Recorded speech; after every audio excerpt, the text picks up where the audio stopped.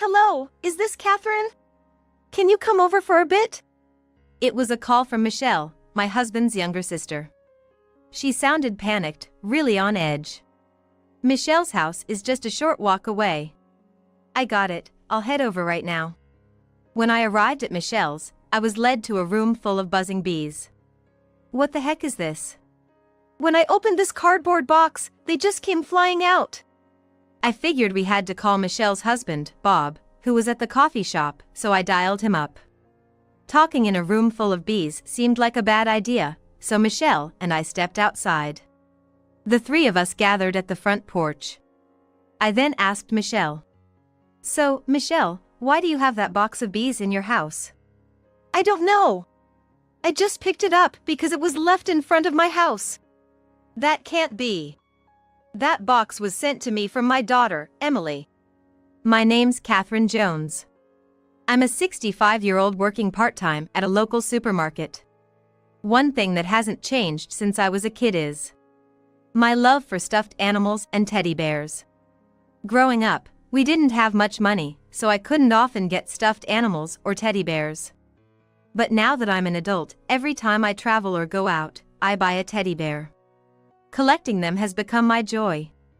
The person who indulges this childlike hobby of mine is my husband, Larry Jones. Larry works at the town city hall. About a year ago, there was a teddy bear I desperately wanted.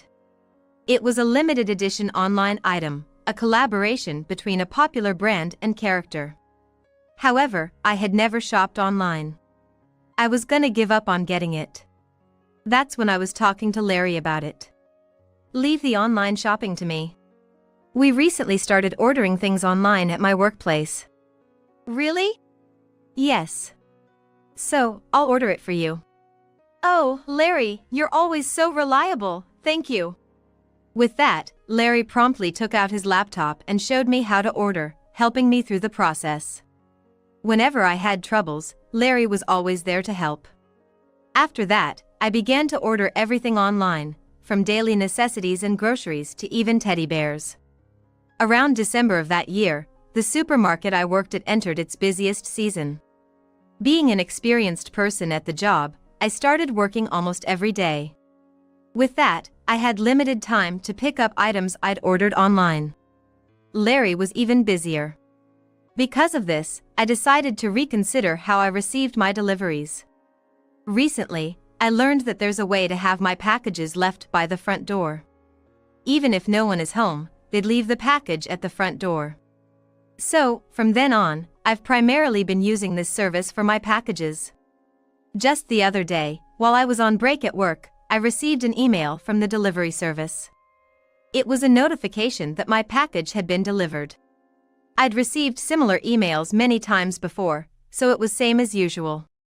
I noticed something odd when I got home later. Entering the gate of my house and arriving in front of the door, I looked around at the ground. But the package that should have arrived wasn't in its usual place. Thinking of other possibilities, I stepped back outside the gate. Strange, I muttered. The sound of crows echoed in the sunset-colored sky. Larry hadn't returned from work yet, but it was about time he'd be coming home. With dinner to prepare before he got back, I decided to put the delivery issue aside and went inside. Once I began cooking, I got so focused on the task that I completely forgot about the missing package. The following days were busy with house chores and work, and I hadn't found the time to address the undelivered package. Then, on a Sunday morning that weekend, while watching the news, Larry said, "I'm in the mood for that omelette." That omelette refers to one from a cafe we often visit. That cafe is run by Larry's sister, Michelle, and her husband, Bob, is the chef and owner of the place. Both of us, having a rare day off, decided on a whim to visit that cafe.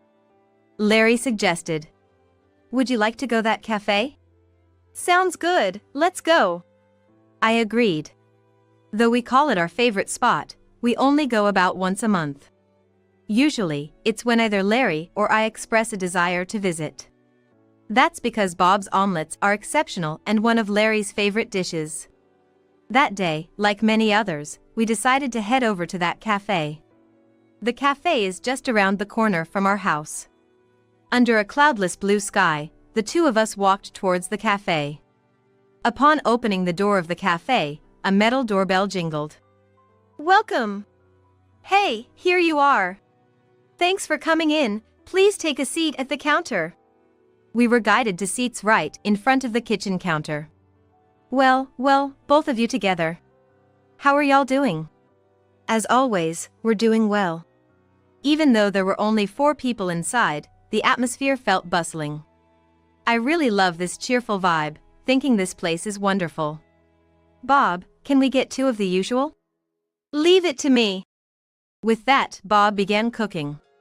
He skillfully cracked and whisked 4 eggs, pouring them onto a pan and shaping them. He served them onto 2 plates.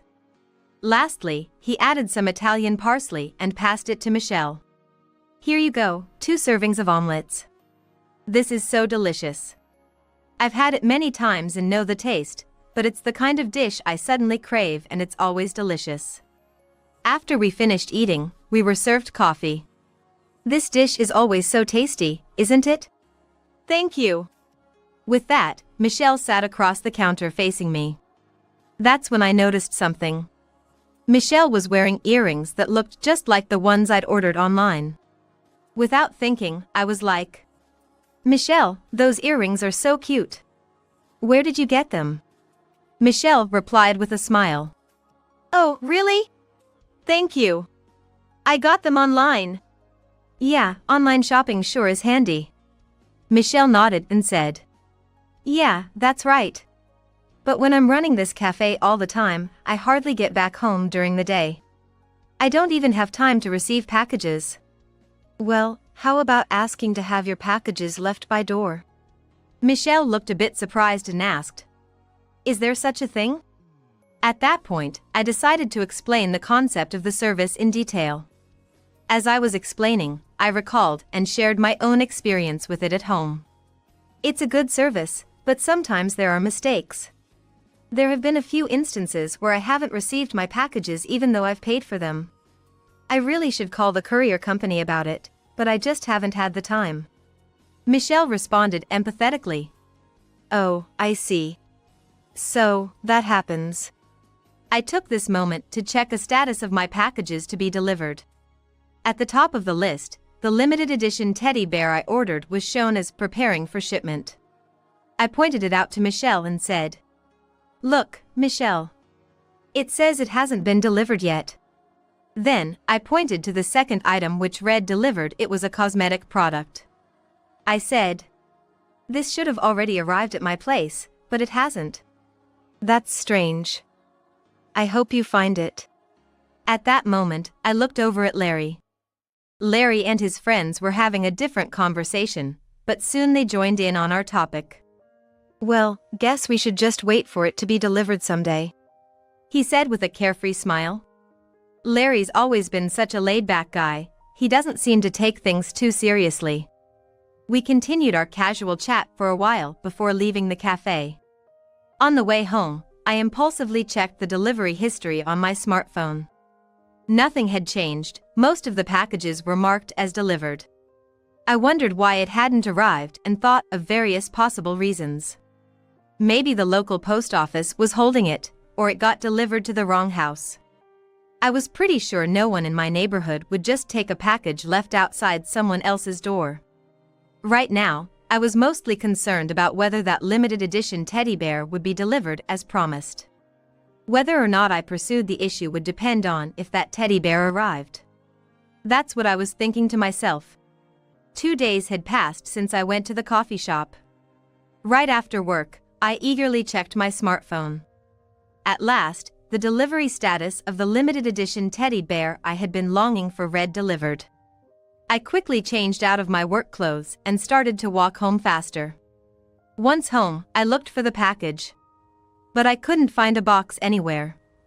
I still hadn't figured out why the package hadn't arrived at my place, and I was getting pretty frustrated. Up until now, the only items that hadn't been delivered were cosmetics and condiments, so I wasn't in a rush. But this time was different. The teddy bear I had been eagerly waiting for, which was supposed to be part of my collection, hadn't arrived. I decided to get to the bottom of this. That evening, I talked to Larry. I didn't receive the teddy bear that was supposed to arrive today. That's bad. How many times has this happened now? Probably about 3 times. Something's not right. Oh, I'm gonna call the post office now. Let's do that. I called the nearest post office. But as expected, no good news. The delivery man answered the call. I can't find the package you said you left at the door. Really?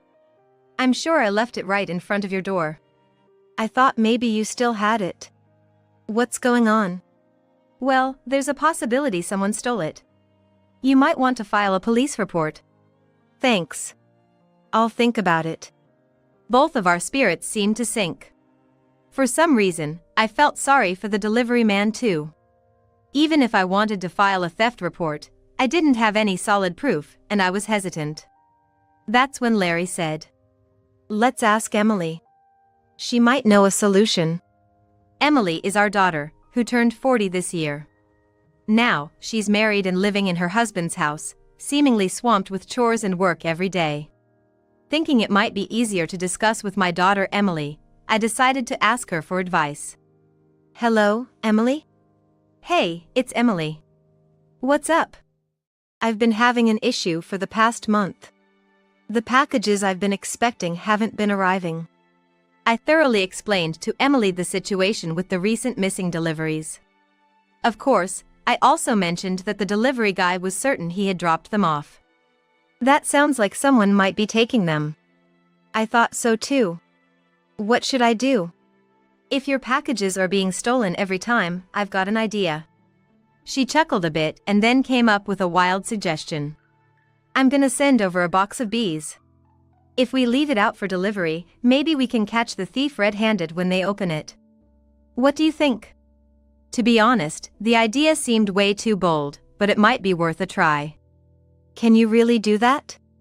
Don't worry about it. We have a huge swarm of bees back home, and this might just help us catch the culprit quickly. I was skeptical but hopeful, so I waited for the bee-filled package. A few days later, after work, I checked my phone and saw that the anticipated delivery had been made. When I got home, just like always, the package was nowhere to be found.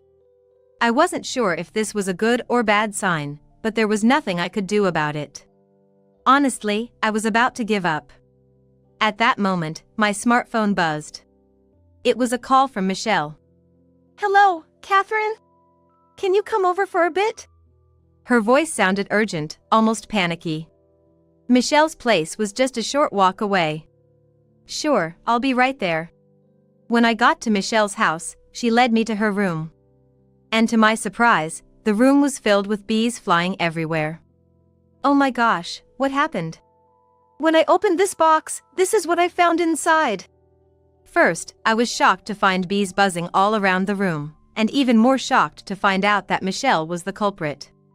I had been told by Emily that bees don't sting at this time of year unless they're provoked. So, I had been stung yet, but I was not sure about Michelle. I thought I should call Bob, who should be at the coffee shop, so I dialed his number. Thinking it'd be difficult to discuss in a room full of bees, Michelle and I stepped outside. The 3 of us gathered at the front door. I then asked Michelle. So, Michelle, any idea why there's a box of bees in this house? I have no clue. I just picked up and opened the box that was outside. That can't be right. That box was sent to me from my daughter, Emily. I told you, I don't know. Michelle, did you steal it? I said no, didn't I? Michelle raised her voice. If you say you didn't, mind if I take a look inside? Maybe other stolen stuff might pop out? No way. Let me check the room quickly. Saying that, Michelle went into the room, not letting me enter. I had no choice but to wait outside. What's going on here? I had ordered to have my packages left by the front door and it never arrived these days. I talked to my daughter about it possibly being stolen, and that's why she sent those bees. As I was explaining to Bob, we heard Michelle scream. She probably got stung by a bee in her panic. Michelle came out looking disheveled. She was like, "The room's a mess with those bees flying around, so I'd appreciate it if you'd head home for today." She indicated that she wouldn't be letting anyone in her room today because of the bees. Then, an unfamiliar person approached us. It was a beekeeper named Oliver, a friend of Emily's living nearby.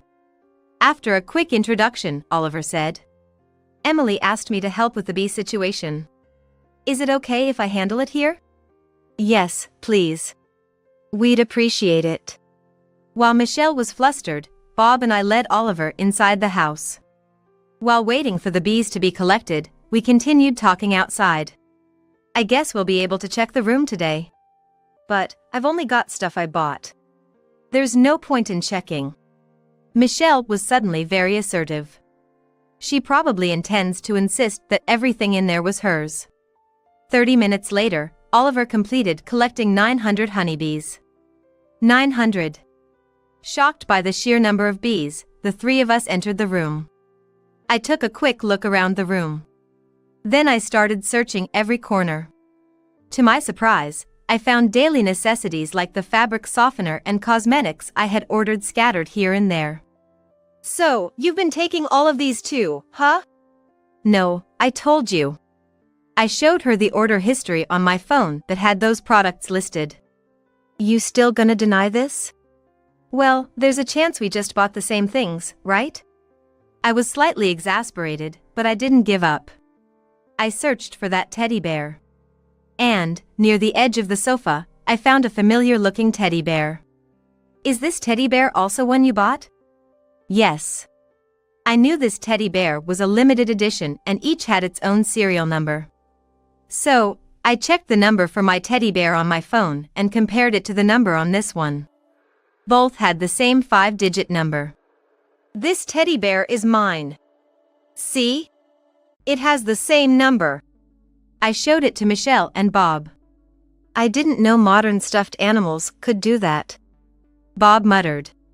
Michelle just sat on the sofa and looked down, silent. "So, it was you who was stealing from our house every time?" "Yes." Michelle's voice grew heavy. "What did you take? You haven't been using them all this time, have you?" "I used a bit of the toner and some imported seasonings." "Why would you do something like that?" More than being angry about having things stolen, I wanted to know her motive. I was out of money. The amount I was spending exceeded what I had, that's all." "But why spend so much?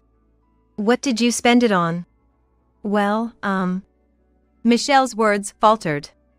It seemed she was hiding something and didn't want to talk about it. Suddenly, Bob moved quickly and picked up a piece of paper that had fallen under the couch. "Hey, what's this? Don't tell me you've been..." Saying this, Bob showed a piece of paper with numbers and an amount. "I'm sorry, I got really into it." The paper Bob showed was a horse racing ticket.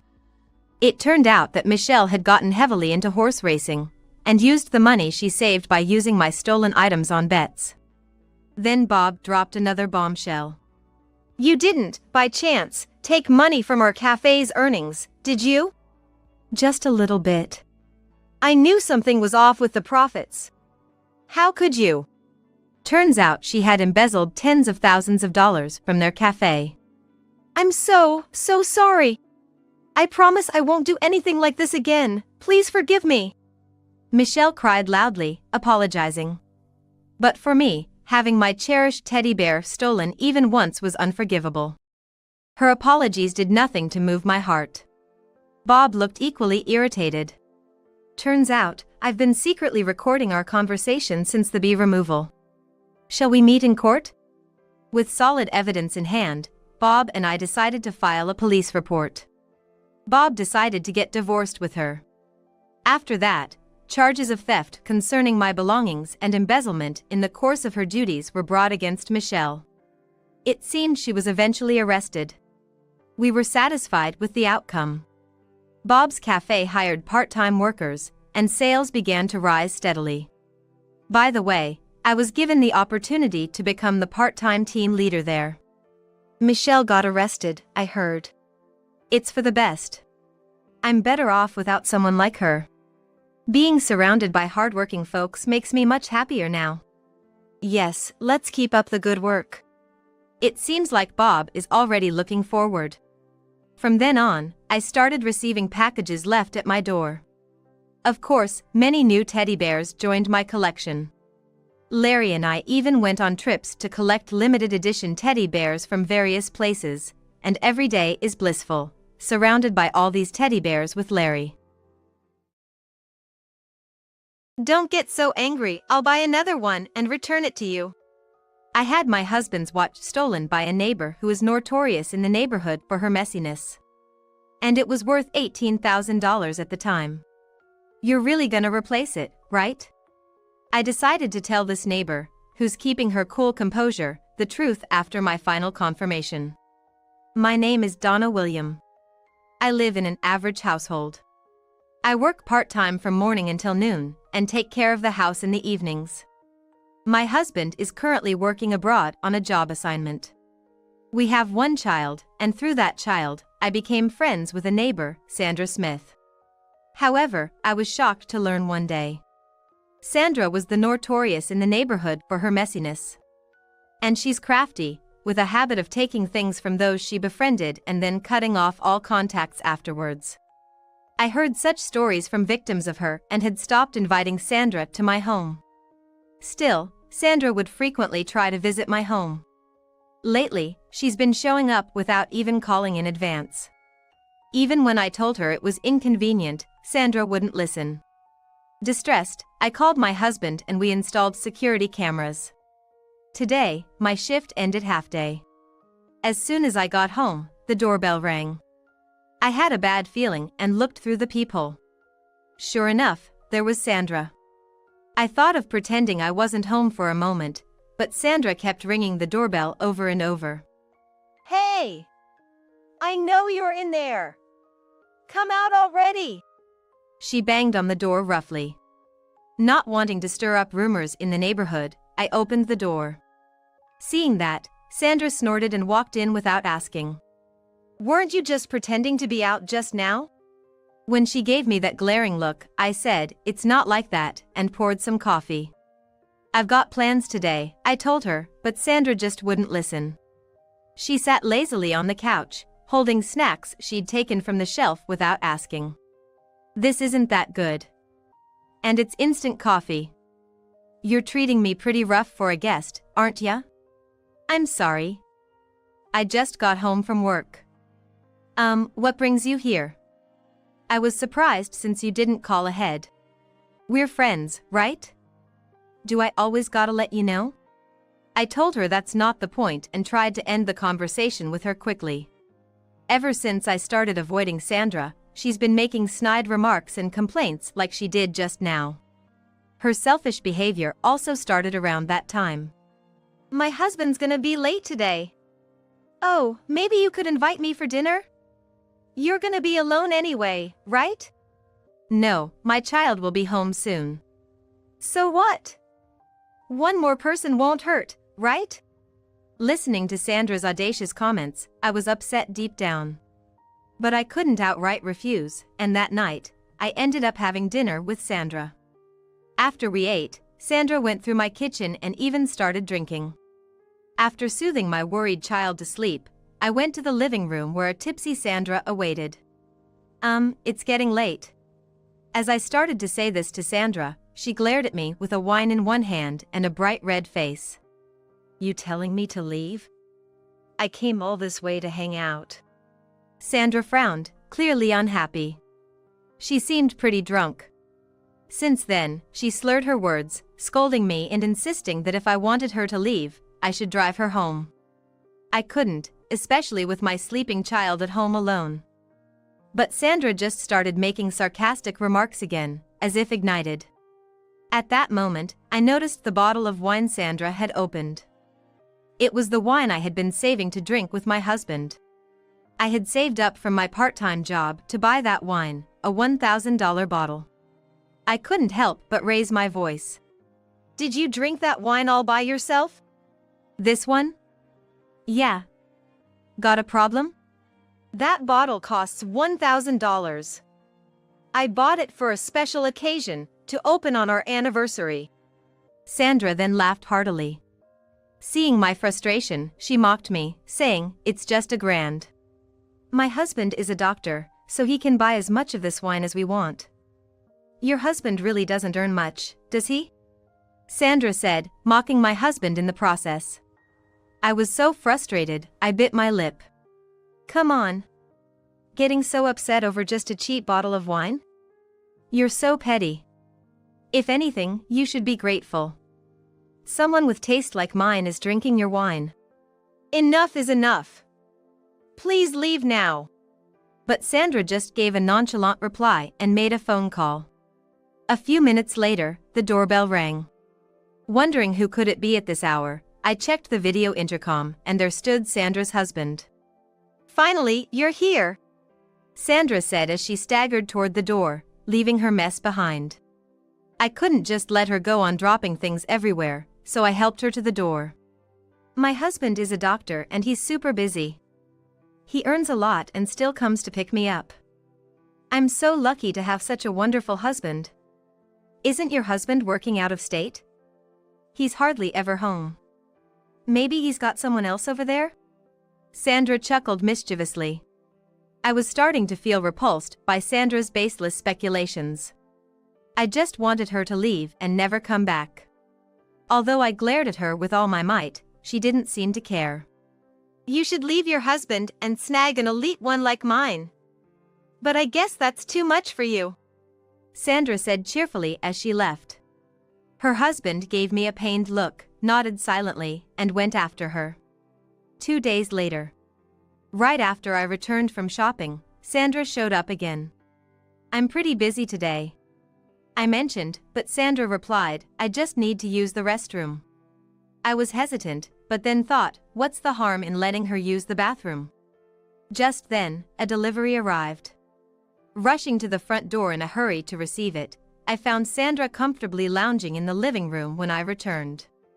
As I exclaimed, "Oh," I noticed Sandra smirking and munching on the cake I had stored in the fridge. "Just taking a little break." This is horrible. I shouldn't have let her in. I tried to tell her I had chores to do, but Sandra showed no signs of leaving. Frustrated, I left Sandra in the living room and went back to my chores. That was a mistake. When I finished cleaning up the kids' room and returned to the living room, I found Sandra rummaging through my shelves, apparently looking for anything valuable. "Hey, stop that. What the heck are you doing?" I hurriedly grabbed the box that held my husband's treasured watch. Sandra shot me a displeased glare. "Hey, why is this watch stored so carefully?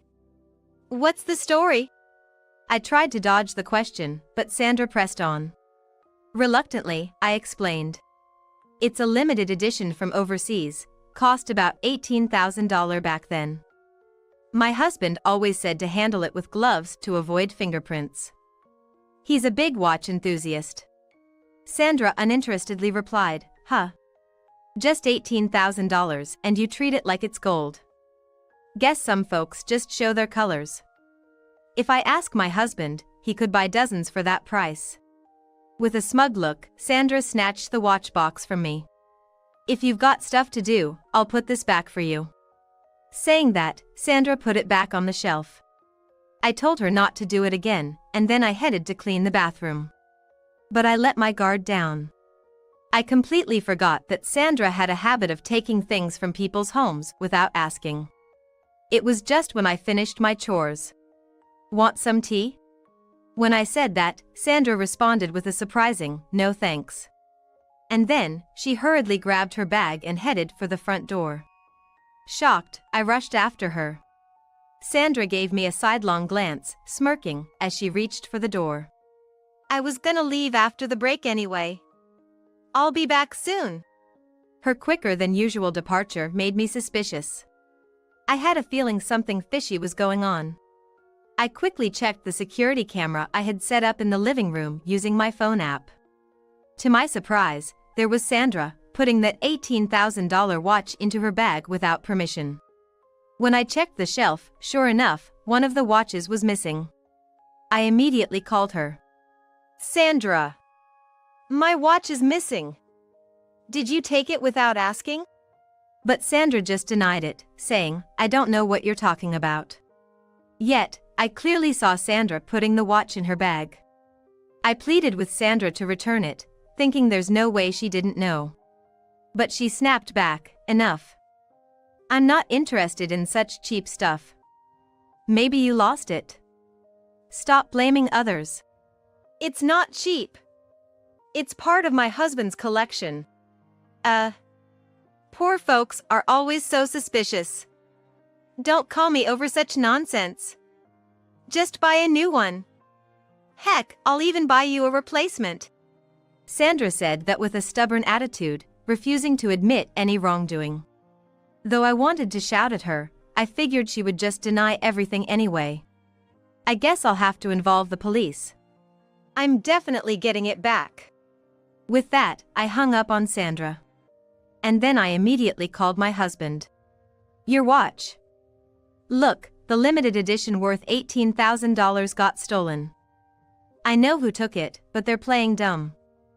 I'm thinking of reporting it to the police. If you have photos or a proof of purchase, I'd like to see them. Then, William cried out in horror, his voice trembling. Turns out, that watch is one of the few in the world, a premium piece. Moreover, it has a unique mechanism that's no longer in circulation. If it breaks, it's irreplaceable. In the collector's world, it's sought after and now worth more than $18,000. What?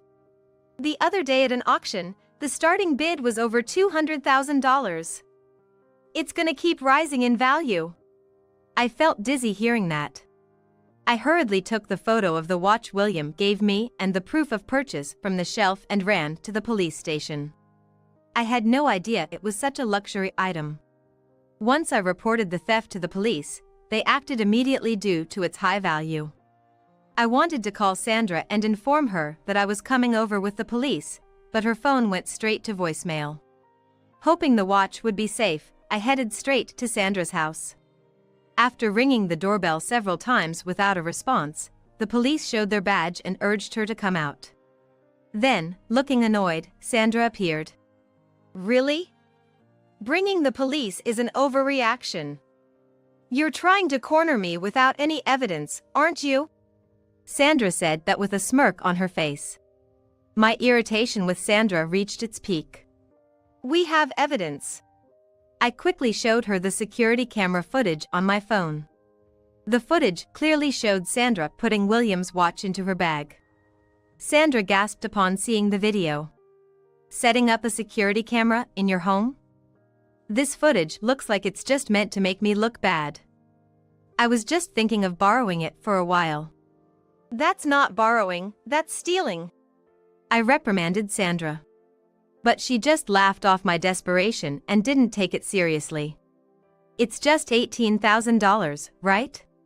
What if it breaks? It can't be fixed anymore. When I said that, Sandra smirked and replied. Don't get so mad, I'll just buy another one and give it back. Such an arrogant attitude without any sense of guilt. I couldn't tolerate Sandra's attitude and raised my voice. You steal someone's precious item and have the nerve to act like this? I know you've been taking things from various people without permission. When I said that, Sandra's face turned red and her eyes narrowed. Excuse me. Stop making these weird accusations. Sandra muttered, this is why I hate poor folks, looking at me with an exasperated expression. The feeling is mutual. I asked the police, can't you arrest her? And the officers said they could if they had evidence and if the stolen watch was in this house. You'll never get inside my place. All this fuss over a mere $18,000? I could sue you for defamation. Sandra said that glaring at me. I glared right back at her. Can I ask something? If you claim you borrowed it, you still have the watch with you, right?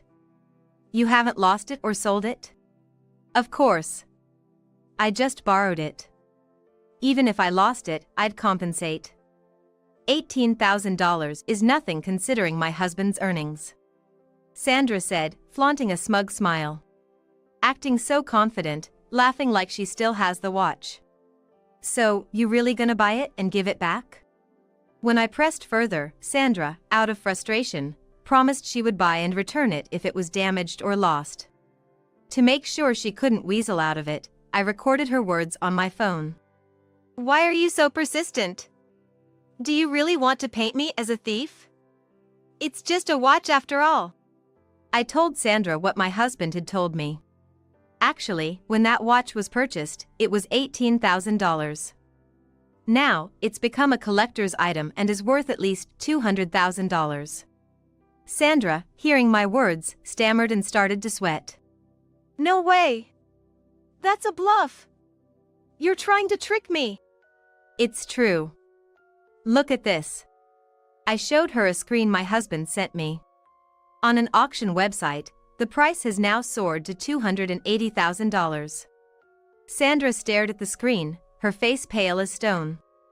If you return the stolen item now, I won't ask you to buy it. When I said that, Sandra frantically rummaged through her bag by the entrance. Then, she roughly handed over something. It was my husband's watch. But the face was cracked and it had scratches. What? How did this happen? When I looked at Sandra in shock, she defensively claimed it was broken from the start. I told her that couldn't be the case, but Sandra kept insisting she didn't know. I decided to show Sandra a picture my husband had taken. This is a picture my husband took when he got home this month. It isn't broken, right? Then, Sandra started accusing me of breaking it. I shook my head in denial. I never touch my husband's collection with my bare hands. He always uses gloves, too. You remember me explaining that, right? If we do a fingerprint test, we'll instantly know who broke it. You can't prove anything. You might have wiped it down after touching it. Well, let's do this then. We have a week's worth of security footage. Let's review it and see if I ever touched it with my bare hands. If the only person we see touching it is you, that's pretty incriminating, isn't it? I handed over my phone to the police. The officers checked it immediately. Sandra, with a pale face, tried to stop both me and the police, but she was apprehended on the spot. I won't let this slide. You promised, right? If it's broken or lost, you'd buy a replacement. I never said that. Yes, you did. I've got the recording. Stop resisting now. Admit to what you did and take responsibility. Upon hearing this, Sandra finally gave in and began explaining herself. Apparently, she was just jealous that I had expensive items. I was utterly flabbergasted by her behavior and had no intention of forgiving her actions. Take responsibility for what you've done. I told her this and decided to leave the rest to the police. In the end, Sandra was arrested on suspicion of theft and vandalism. Subsequent searches of her house revealed other luxury items she had stolen from the neighbors. While Sandra claimed they were all borrowed, the victims refuted her claims. If the evidence continues to pile up, she'll likely end up in jail. I told Sandra that if she paid me back for the watch, I would drop the charges. Hearing that, she begged her husband, saying she didn't want to go to prison. However, it seemed her husband had grown weary of her excessive spending and brash attitude, and he decided to cut ties. Ultimately, Sandra couldn't afford to buy back the watch. Her husband billed her for the significant repair costs, leaving her in debt. With Sandra no longer coming around, I felt at ease. My husband returned home after his overseas assignment. Using the compensation we received, we hired a skilled watchmaker, and thankfully, my husband's watch was restored to its former glory. Now, my child, husband, and I live happily together.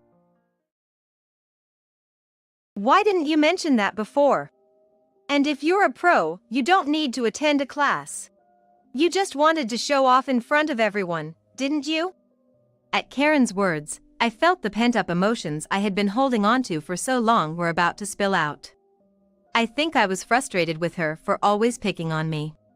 With a smile, I was like, well, I didn't intend to flaunt that I'm a professional, and even though I'm a violinist, I don't have the knowledge to teach, so I just sought guidance in the classroom. My name is Michelle.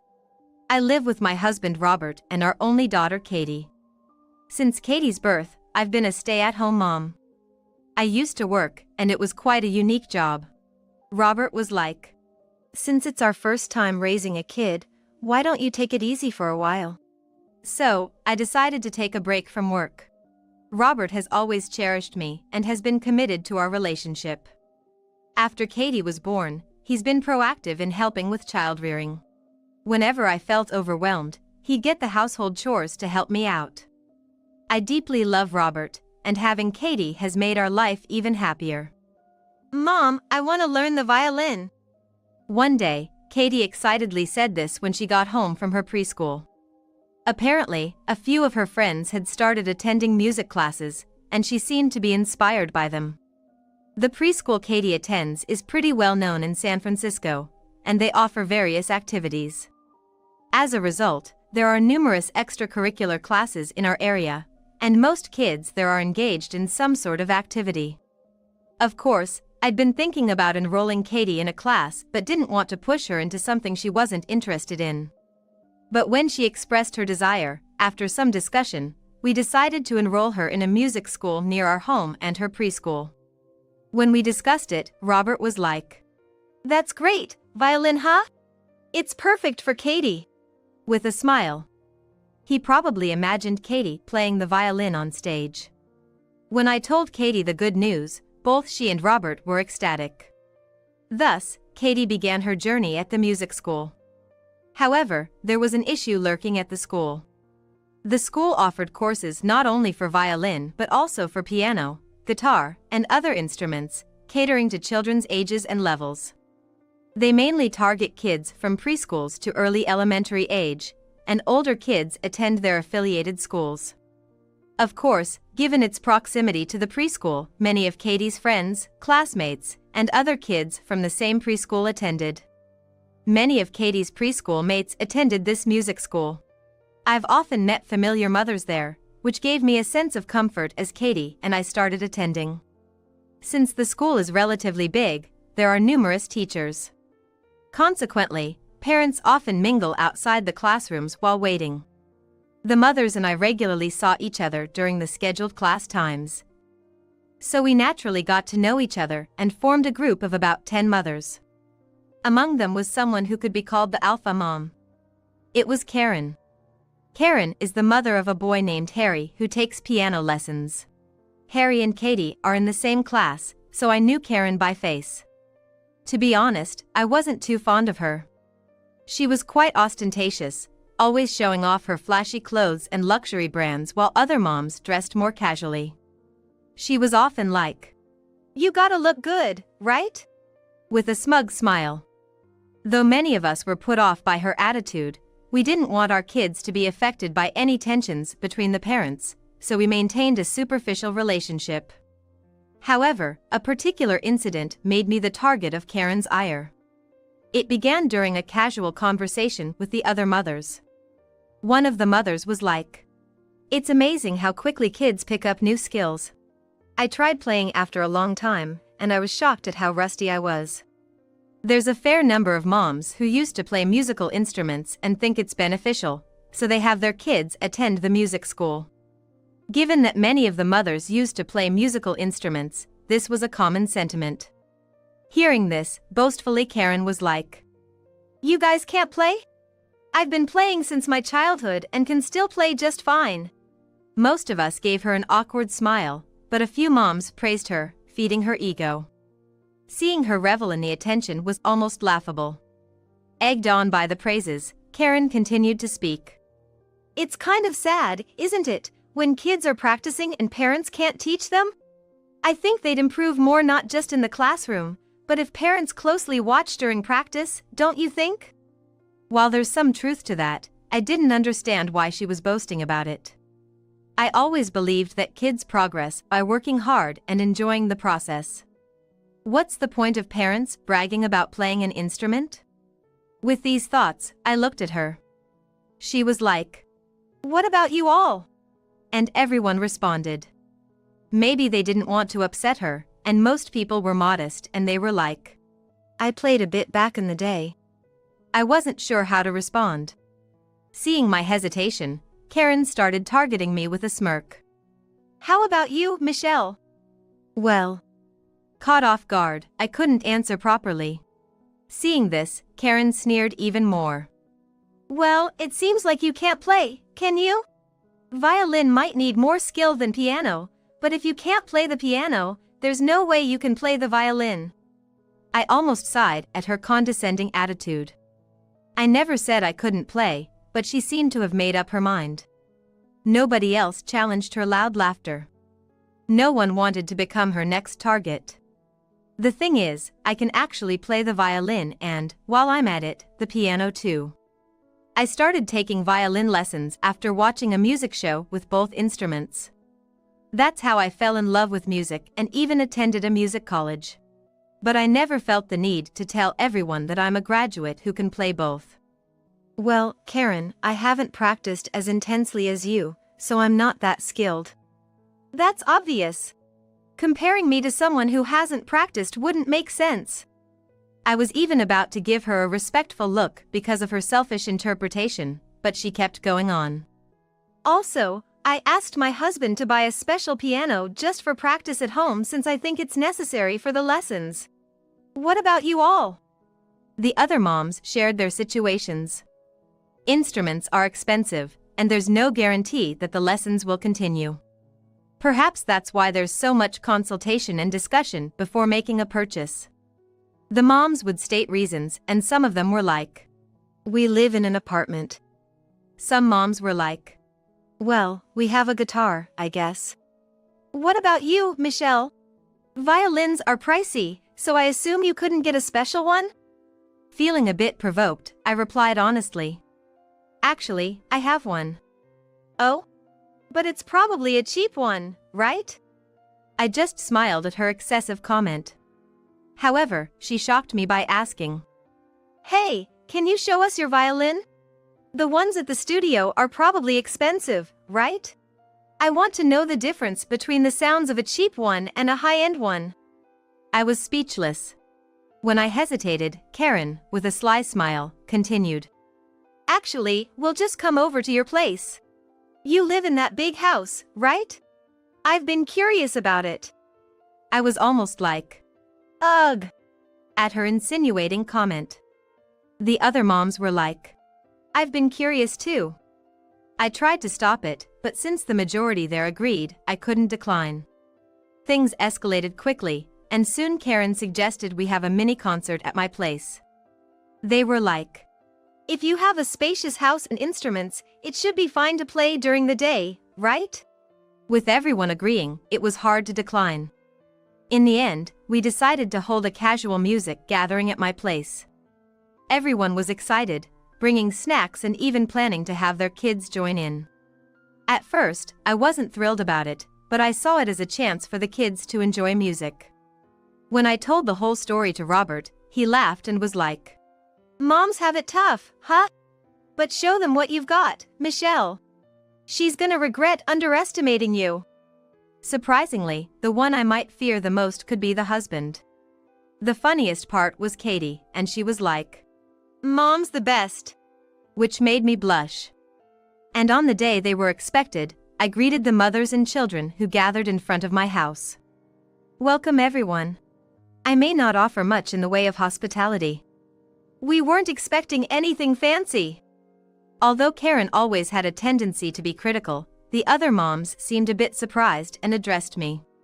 Your house is quite impressive, Michelle. Really, the design is wonderful.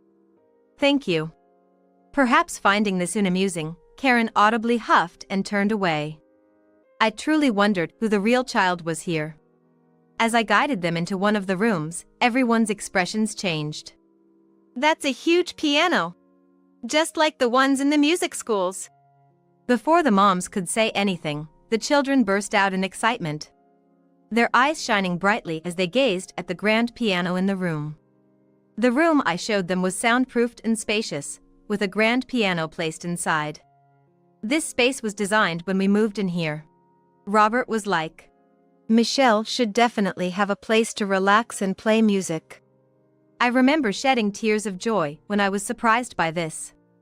The piano itself was a gift from Robert's father when the house was being built. Given that my father-in-law was in the music business, he seemed pleased to offer it. Although initially, I felt it was too grand a gift and I was like, I truly don't deserve this. But he was like, all I wish is for you to make beautiful music here. It'll be wonderful if it can serve its purpose when we have grandchildren. Your piano is huge, Katie. For someone not majoring in piano, it's impressive. Seriously, my house just has a much smaller piano. Listening to the words of the children and Harry, Karen had a look of envy. By smaller piano, she probably meant an upright or digital one. I thought that was enough, but maybe her pride just couldn't accept it. Wait, there are smaller pianos than this? Katie, during her violin practice, always used a grand piano in the classroom. She probably had never seen any other kind of piano. Of course, she must have encountered digital pianos in places like preschool, but she might see them as different. But having such a big piano is meaningless if you can't play it, and Katie, you're in violin, right? What a waste. Anyway, let's put this piano to good use. Thus began the music session initiated by Karen. Those in the guitar class mostly brought their own and they were like, well, there are cheaper ones out there. For the violin class, not many had their own, but since I had one for practice, I lent it out. The moms showcased what could be considered the fruits of their practice. Songs like Twinkle, Twinkle, Little Star and Edipurka echoed, played with all the hard work from amateurs to those with experience. The kids, however, seemed less interested, diving into the snacks that were brought and beginning to play. Then, it was Karen's turn. She took a seat at the piano, took a deliberately deep breath, and placed her hands on the keys. The other moms knew they had to pay close attention to her performance, knowing the potential fallout later if they didn't. And the piano slowly came to life. Upon hearing the notes, including myself, the moms frowned a bit. For someone who bragged so much about her skills, Karen's playing honestly wasn't that great and felt somewhat disjointed. Frankly, some of the other moms probably played the piano better. The classical piece she chose also sounded rather crude because it didn't match her skill level. Even the children were like, that's a strange piece, isn't it? As Karen finished her piece, we all clapped and were like, that was amazing. With a smug look, she was like, I guess I'm just not used to this piano. I couldn't play as well as I usually do. I found that hard to believe since the piano's keys moved so smoothly. The thought crossed my mind, but I just clapped without saying a word. Finally, it was my turn. With a triumphant smirk, Karen was like, now it's your turn, Michelle. She still thought I wasn't able to play well, perhaps contemplating how to criticize my performance. First off, with such a pristine environment and the presence of a grand piano and violin, I wondered how one could think that I couldn't play at all. With that thought, I fetched a case from the storage inside the soundproof room.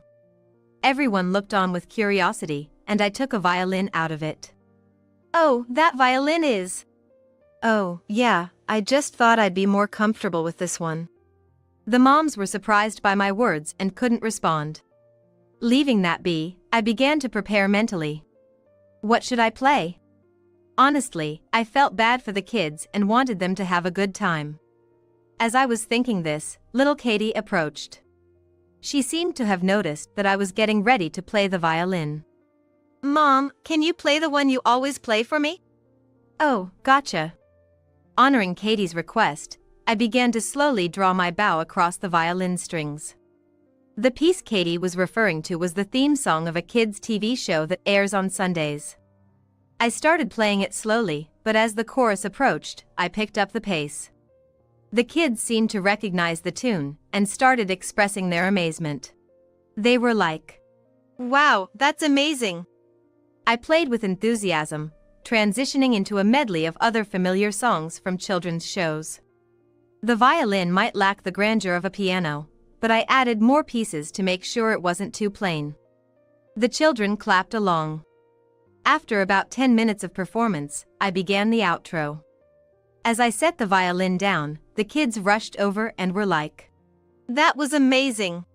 How can you play so many songs? I want to play too." The moms gathered around and were like, "That was truly spectacular. I'm in awe." praised my skills. Chuckling, I was like, "Thank you."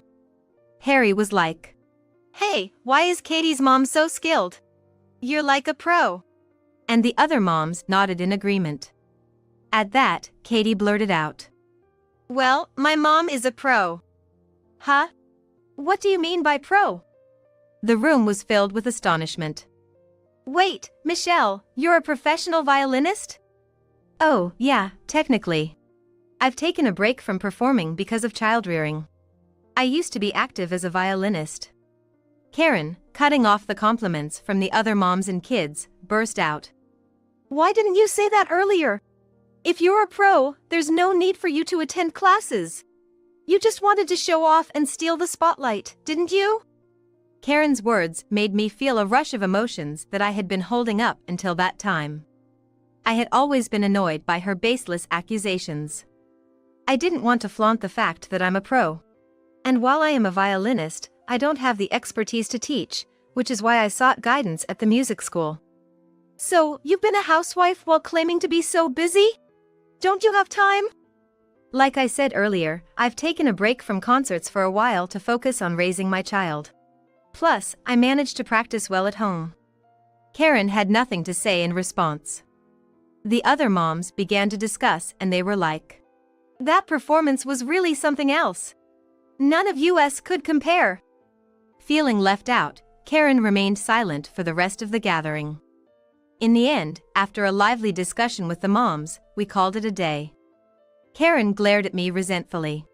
But considering she orchestrated this, it was all her doing.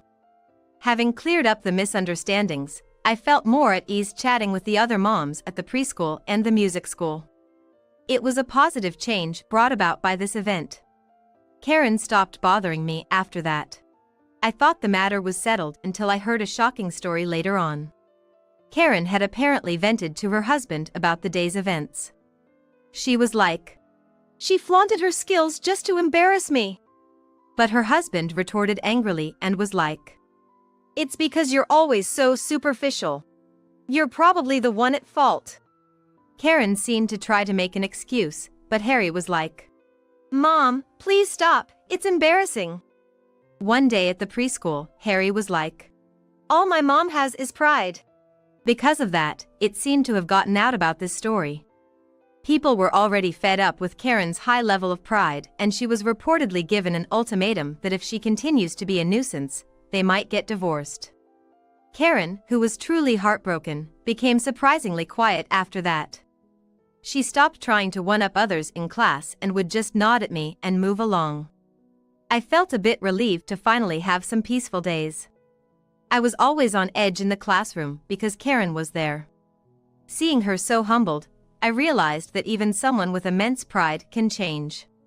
"Mom, I was praised today." "That's great, you're getting better and better." "Yeah, I want to practice more and become a pro like you." "If anyone can do it, it's you, Katie."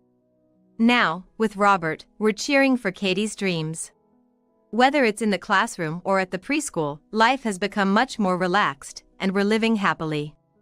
Now that things have settled down a bit, I've started planning concerts again after a long time. While enjoying these fulfilling days, I'm gonna keep doing my best as a mom. Homemakers shouldn't be extravagant. The electricity bill is $3, and daily food costs should also be $3.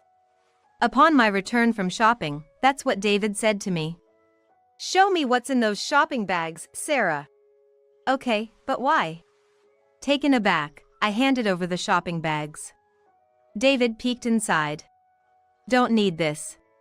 "Don't need that either." Saying that, he kept moving items to a different bag. As I was wondering what he was doing, David showed me the bag he had prepared. "We don't need sweets. Return them." But those are my little joys during my chores. "Didn't you hear me? Furious, David thrusted the bag at me. How many times do I have to say it? Daily food cost is $3. We don't need sweets. With that, he stormed off with loud steps.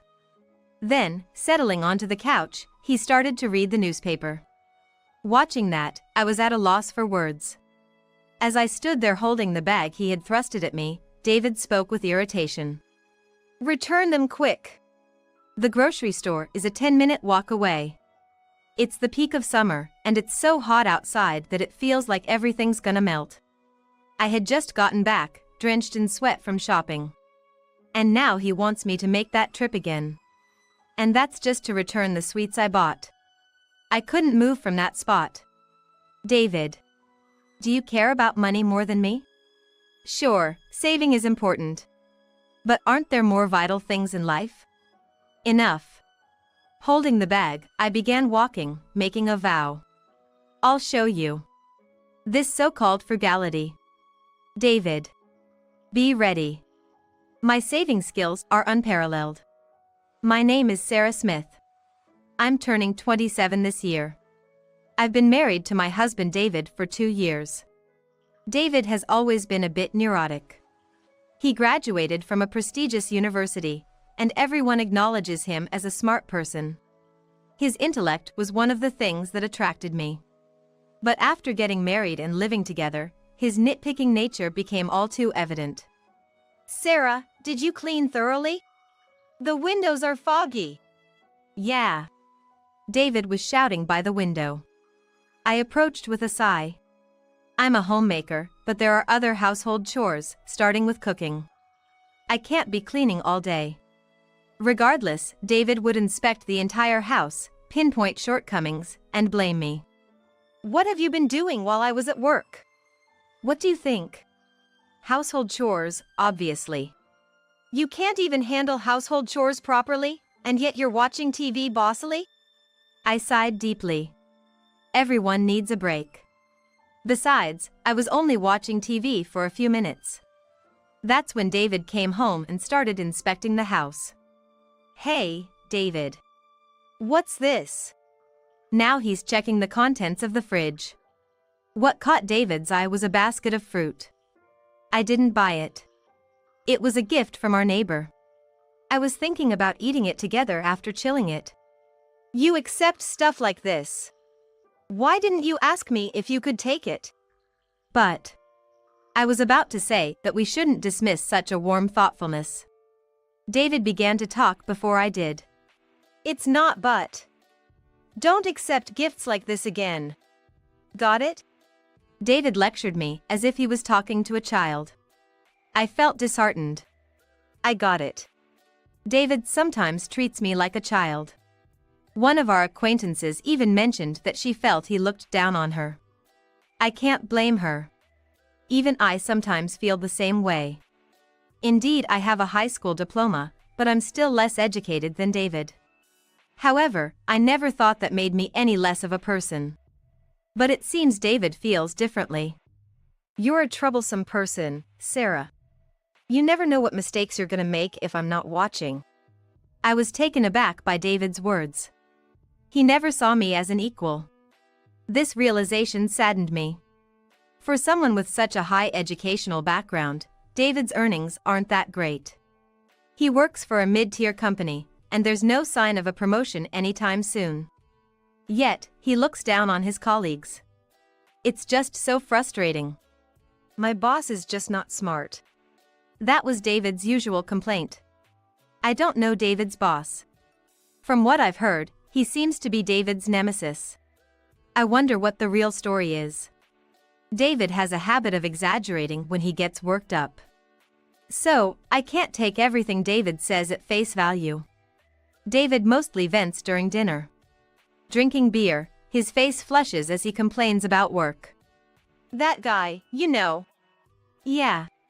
All I can do is nod. I don't even know whether the person David's talking about is his boss, a colleague, or a junior. How am I supposed to react to stories about people I don't even know their faces?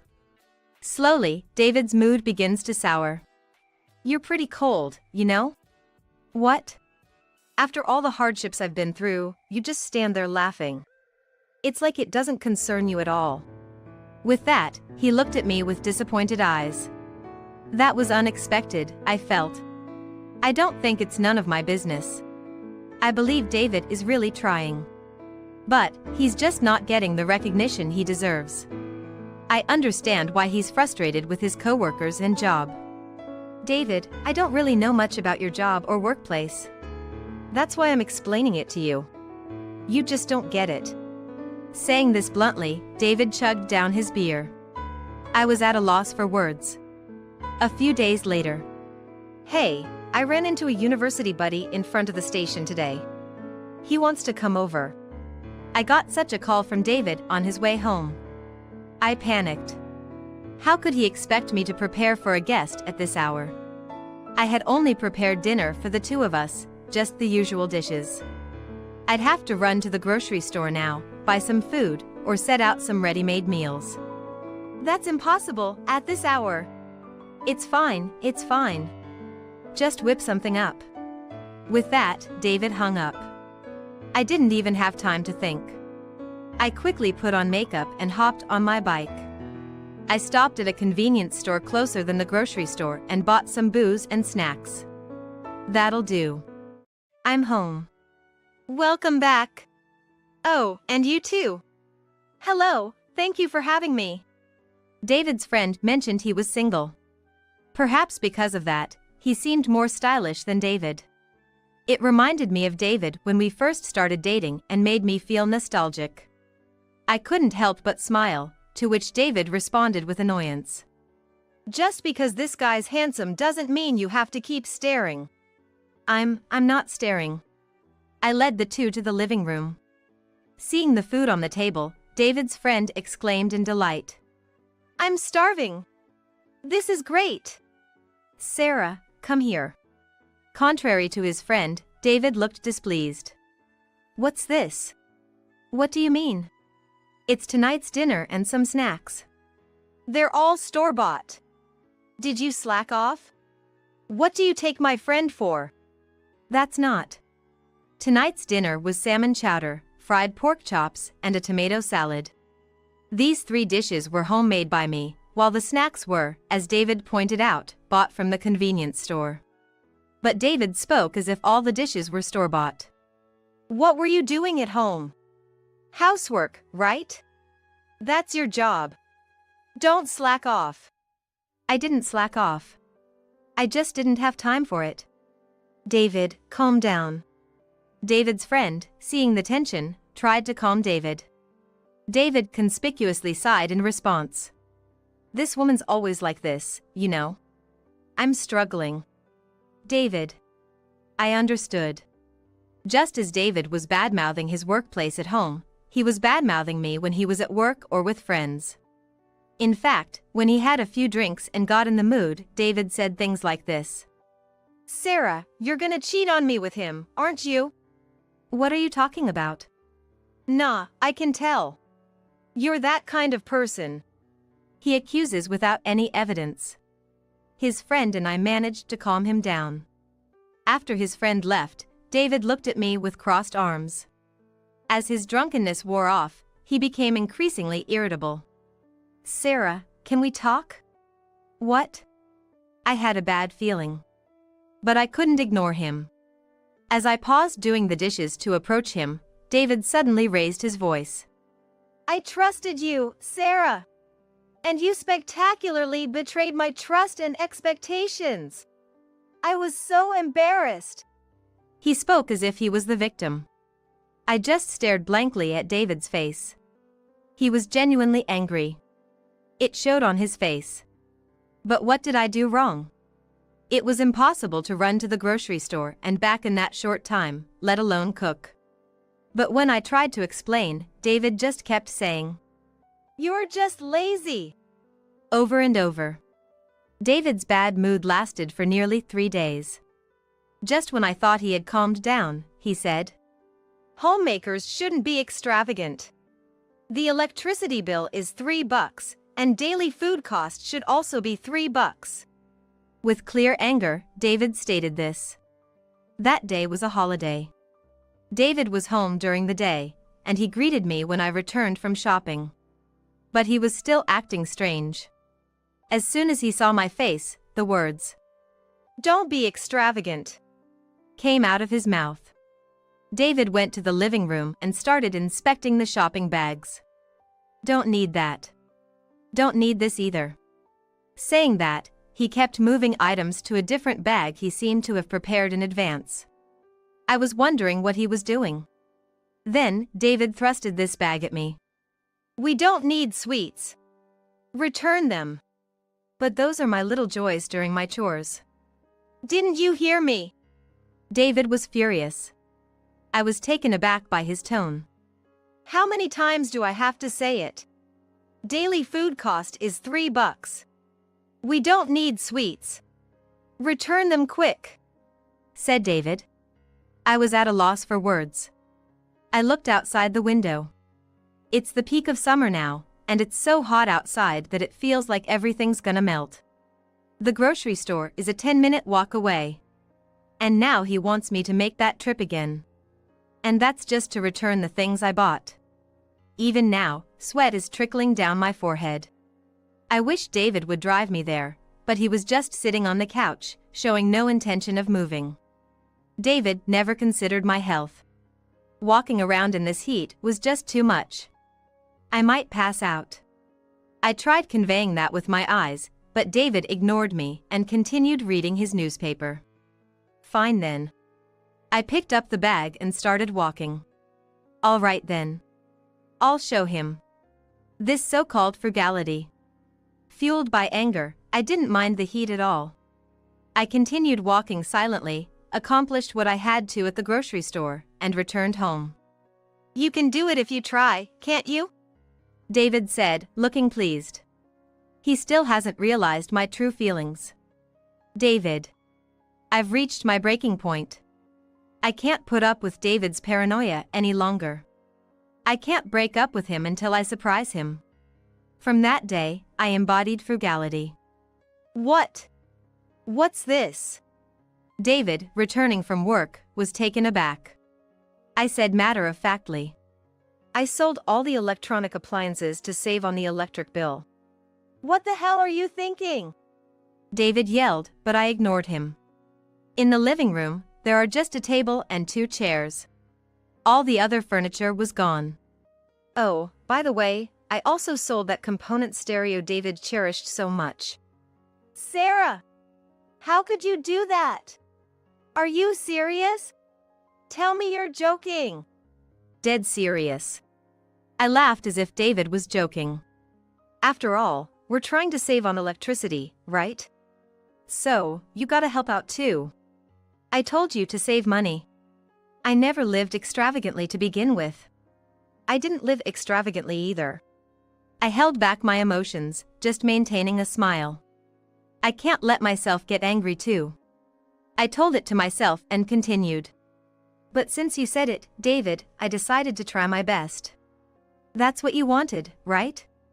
"Yes, but still there's a limit, Sarah. Where did you sell them?" We need to get them back. Forget that for now. Dinner's getting cold. We don't have a microwave anymore, so if it gets cold, you'll have to eat as it remains cold. Hearing this, David hurriedly sat at the table. I followed him with a wry smile. As David was about to sit, his expression froze. "What's this?" It's dinner. I cheerfully replied. Green beans stir-fry, mixed bean soup, and then... "They're all beans!" David exclaimed in horror. I think David was neither particularly fond of beans nor disliked them.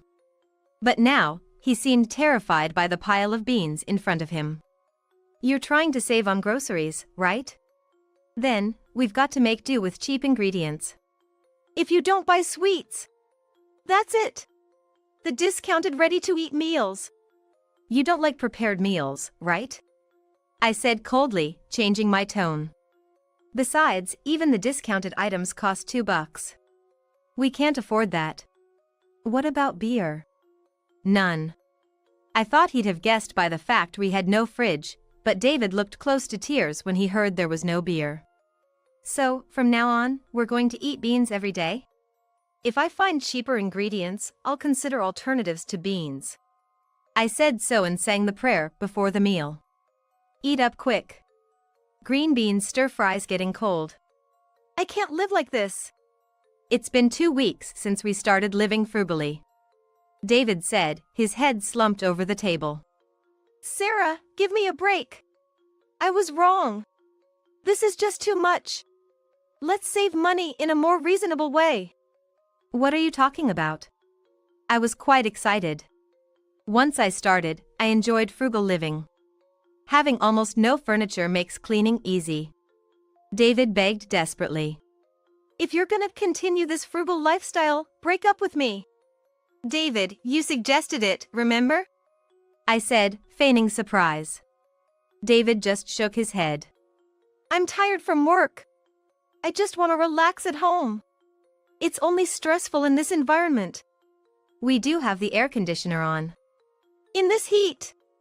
If there wasn't. But I went shopping under the blazing sun, twice back and forth, because you said so. I said it like it was no big deal. But I was angry inside. David was too selfish. He never even tried to understand why I started this lifestyle. I'm not breaking up. Sarah! David looked at me in shock. My love for David was almost gone too. This was revenge. I wasn't going to let him off the hook so easily. He needed to taste saving a little longer. I can't stand this house anymore. Suddenly, David shouted. He stood up from his chair and walked out of the living room. David? I'm going back to my parents' house. I'll send the petition for divorce to the court, so see you at a hearing. Saying that, he walked from the hallway to the entrance, got out, and got into his car. Apparently, he was heading to my parents-in-law's house. I didn't care. David will be back soon anyway. Sure enough, a few hours later, David made me a call. Sarah, what the heck did you tell my folks? David's voice was trembling. With a wry smile, I replied. I told your mom about everything you've done to me so far. I asked her, is this how you raised him? You did what? Of course she didn't remember having done that. She was shocked to hear how you've been acting. I ain't making things up. Unlike you. I've got my proof too. I've been secretly recording my talks with David. When I played it to my mother-in-law, she was so shocked that she was crying over the phone. As you ran your mouth too much, my dad chewed me out and kicked me out of the house. That's rough. I nodded, as if it wasn't my problem. Honestly, I can't see why David's so mad. All I did was tell the truth. As a result, it was my parents-in-law's decision to kick out David. More to the point, David got what he deserved. It ain't just about how my parents-in-law acted. The fact that our meals became beans-centered and that I sold appliances were all triggered by David's words. Now they want me to go home and make it up to you. They're all siding with you. Sarah, what did you say to them? I ain't done anything. Even amazed at David's paranoia, I carried on. David, if you're so keen on splitting up, I'll give in to the divorce. For real? Yeah, but there's a condition. Out with it. David was all fired up. He really wanted to get divorced. At the same time, I wondered. I wondered if a woman who was David's ideal really could happen to exist in this world. Give me $100,000. So that I can live peacefully after we split up. 100,000. Stop joking. I don't have such many properties to divide. But if we keep living frugally, I think we can save up that much. Till then, no way I'm agreeing to a divorce. That's nuts. David shouted it was crazy. But it ain't crazy. If we live frugally, we need a goal. I just smiled. I rubbed my still flat belly. I think it's better than monthly child support.